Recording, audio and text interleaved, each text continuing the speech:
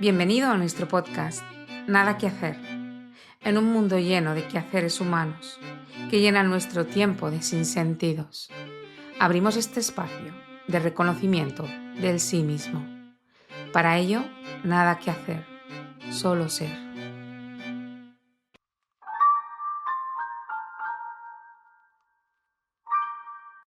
Queridos oyentes, bienvenidos a nuestro podcast Nada que hacer. Hoy vamos a compartir acerca de la ira, que calibra en 150. Aunque en un principio no lo pueda parecer, la ira es un estado de conciencia. Cuando hablamos de ira, quizá la mayoría tengamos en mente la imagen de alguien encolerizado, irritado o rabioso. Pero la ira es un nivel en sí mismo, por el que con más o menos intensidad casi todo el mundo acaba pasando e instalándose por más o menos tiempo. Se puede comprobar fácilmente que en el nivel de la ira la disponibilidad de energía es ya bastante alta. Energía que, si se enfoca en la dirección adecuada, puede servir para salir de cualquier dificultad, obstáculo o complicación en la que estemos atascados. La energía de la ira nos puede catapultar, si así lo deseamos, hacia niveles más elevados de conciencia. La ira surge cuando el ego, el yo en minúscula, se percibe amenazado, sea por la razón que sea, y recurre entonces a una respuesta básica animal. La ira es comúnmente proyectada hacia el exterior, pues suele tener la intención de intimidar, coaccionar y controlar a los demás, a través del miedo y la fuerza, lo mismo que cualquier animal. Es evidente, como ya hemos dicho, que hay una gran cantidad de energía en la ira, por lo que incluso el simple hecho de sentir cierto enfado o irritación nos hace sentir bien, pues puede que gracias a ello obtengamos una buena y necesaria recarga de energía. La ira puede recorrer todo el rango de enojo o enfado, desde una rabia intensa y desproporcionada a un leve resentimiento. El amplio espectro de la ira incluye la venganza, indignación, furia, violencia, victimismo, rencor, desprecio, odio, celos, cólera, discusiones, hostilidad, sarcasmo, impaciencia, frustración, negatividad, agresión, violencia, rechazo, mezquindad, rebelión, conductas explosivas, agitación, abuso, brusquedad, quemarse poco a poco, tristeza, obstinación y los clásicos y enternecedores pucheros. Sin embargo, la forma más común en la que la ira se expresa es el resentimiento, que se convierte en un estilo de vida ejemplificado por muchas personas irritables y de tendencia explosiva, que son muy sensibles a las ofensas y para las cuales el simple hecho de no darles la razón ya es un agravio y un insulto. Estas personas se convierten en recolectoras de injusticias, además de ser peleonas, contenciosas y beligerantes. La ira suele comenzar en la infancia. Por ejemplo, en el niño, la ira suele ser dirigida hacia la figura adulta, que es vista como aquello que frustra sus deseos. En la vida adulta más sofisticada, esta ira, que se desarrolló en la niñez, se elabora y se aplica en las cuestiones sociales y los posicionamientos, tales como el bien contra el mal, la culpa frente a la inocencia y todos los deseos y expectativas frustradas. El niño interior de la persona adulta enfadada se rebela contra las injusticias de la vida, aunque en realidad esas injusticias se tratan solo de la percepción de ese niño interior caprichoso y malcriado.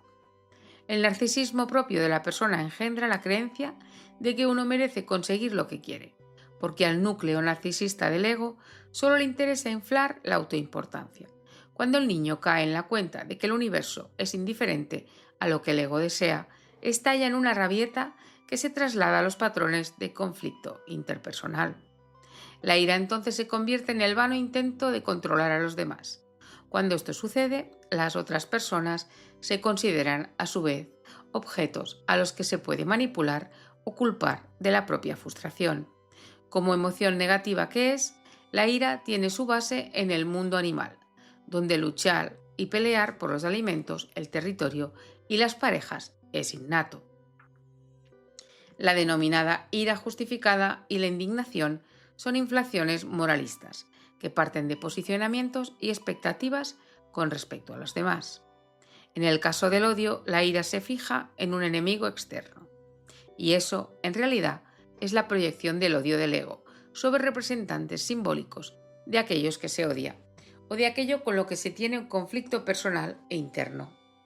El odio al pecado, por ejemplo, sigue siendo solo odio y por lo tanto no es moralmente superior a cualquier otro.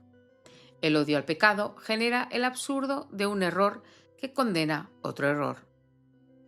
No se consigue nada enseñando el puño a los pecadores.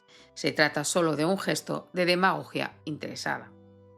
En sí, por sí misma, la ira no es más que una emoción subjetiva, que en realidad no logra en el mundo nada por ella misma, como si lo haría el uso de la razón, la moderación y la compasión. La ira es utilizada por el ego como un sustituto del coraje, que ya está en el nivel calibrado de 200, y que en realidad solo requiere de resolución, determinación y compromiso. El ego, como un animal primitivo del cual proviene, se infla con la ira y busca inconscientemente parecer fuerte y formidable. Esta posición del ego se propaga por sí misma, porque la recompensa que busca secretamente es la energía que proporciona la emoción misma. Este mecanismo de autopropagación queda aún más fortalecido por el apego al pasado, que permite alimentar y justificar agravios, y viciar la culpa que surgiría de un examen honesto de la verdadera motivación de ese resentimiento que se siente. La falacia de exprimir el pasado viene indicada por su bajo nivel de calibración, debido al hecho de que en la actualidad el pasado ya no existe. En realidad solo se puede conocer el presente, y en el mejor de los casos, este solo es una percepción efímera, porque la verdad es una consecuencia no solo del contenido lineal, sino también del contexto.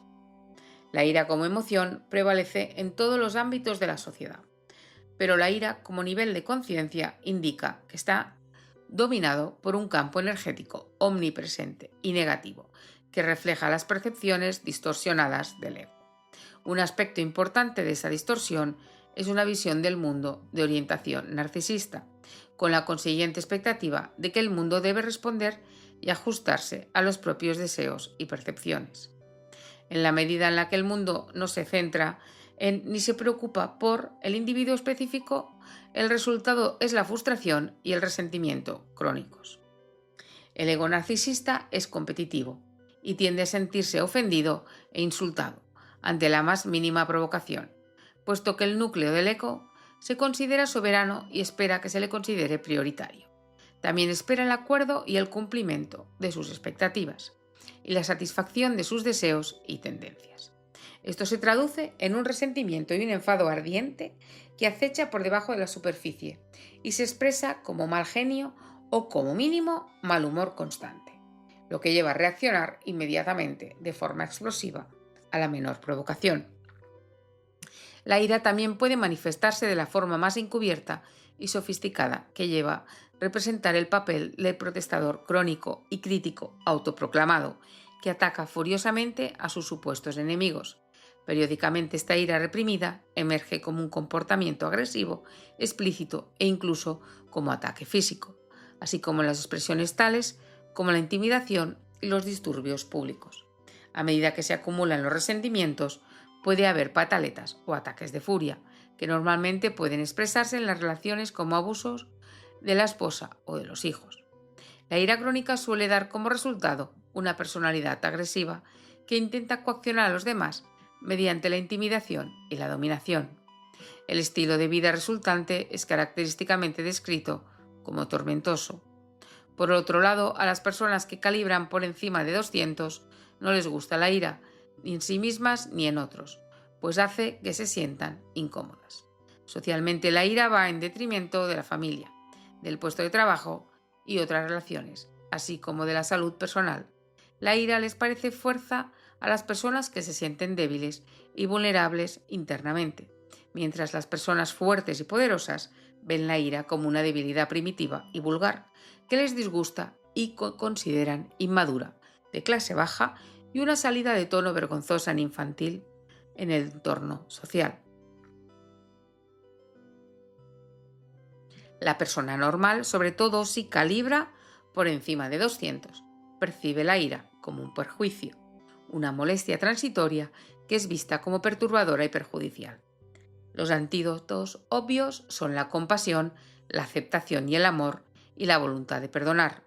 La trascendencia requiere que estemos dispuestos a renunciar a nuestros principales posicionamientos. Y eso, por supuesto, es lo más difícil de todo. Los principales posicionamientos a los que la mayoría de las personas suelen estar apegadas pueden ser los siguientes: albergar resentimientos crónicos acerca del pasado, así como ser recolectores de injusticias; tener expectativas poco realistas con respecto al mundo y a las relaciones, incluyendo las relacionadas con la conveniencia, el acuerdo, la aprobación y la conformidad; la incapacidad de renunciar a un estilo de vida centrado en uno mismo y la no disposición a enfocarse en el propio cambio en lugar de intentar cambiar al mundo; no tener la disposición y la voluntad de renunciar a las expectativas infantiles residuales con respecto a uno mismo, los demás y el mundo que se percibe como imperfecto; no asumir la responsabilidad de llevar las actitudes infantiles internas a la superficie y subordinarlas a procesos maduros y esencialmente más gratificantes, caracterizados por la razón, el equilibrio y la preocupación, así como la compasión por los demás; carecer de la voluntad de darse cuenta de que el resentimiento o la ira no guardan relación con lo que los otros son, sino con lo que no son. Por ejemplo, no generosos en lugar de tacaños, no desinteresados en vez de egoístas, no cuidadosos en lugar de insensibles. No aceptar como un hecho la falibilidad y las limitaciones humanas que, en cierta porción de la población, se deben a una incapacidad innata de ser honesta consigo misma. Procesar la ira requiere honestidad interna y tener la disposición total a renunciar y entregar todo aquello que carece de integridad y es esencialmente intrabajable, y a reemplazarlo por la confianza en uno mismo. Las actitudes que deben sustituir la ira y que son a la vez mucho más poderosas son la dedicación, la razón, la humildad, la gratitud, la perseverancia y la tolerancia. Es útil también darse cuenta de que el ego puede haberse vuelto adicto al artificial subidón energético que le proporciona la ira, con sus características de inflación animal. Resulta también útil y constructivo seleccionar un modelo de éxito y estructurarse a uno mismo de acuerdo con sus rasgos más destacados, como por ejemplo la determinación, el compromiso, la habilidad y la integridad.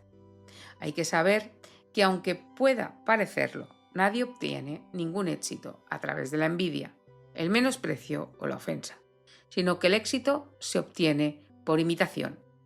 De esta forma, la persona iracunda puede volver atrás y compensar aquello que faltó en su educación y desarrollo. Por supuesto, el estudio, la reflexión, la meditación y la contemplación son también herramientas poderosas para trascender la ira, pues cuanto más presente y tranquila esté la mente, antes será posible observar el detonante y el proceso de prendido de la mecha antes de la explosión de la ira, para de esta forma poder detener ese proceso a tiempo. El problema con la ira es que las personas en ese nivel y en general las personas por debajo del nivel de 200 creen que la ira está justificada, por lo que es difícil que piensen que está mal y deban erradicarla. Quizá las demás, pero no ellas. Por lo tanto, es tarea nuestra hacerlo por ellas. Queridos oyentes, hasta aquí el episodio de hoy. Nos vemos en el siguiente capítulo, en el que hablaremos acerca del orgullo, que calibra en 175.